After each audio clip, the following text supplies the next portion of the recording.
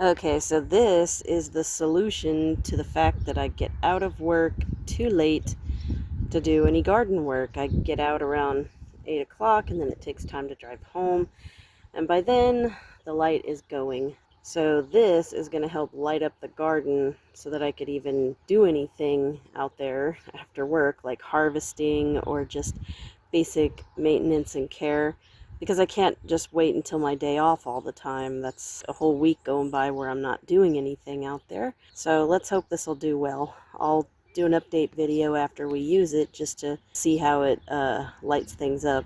Okay, so it got dark enough to where we needed to turn these lights on here. It comes with its own tripod, and then it's got the two lights right there. This is how it lights up the whole garden, which is pretty good. And there's how bright it is when you're facing it, so probably don't point it into a neighbor's window. And now we've got it aimed at the squash patch. Well, squash slash cucumber patch. So this is going to be a very useful tool to allow late night garden work.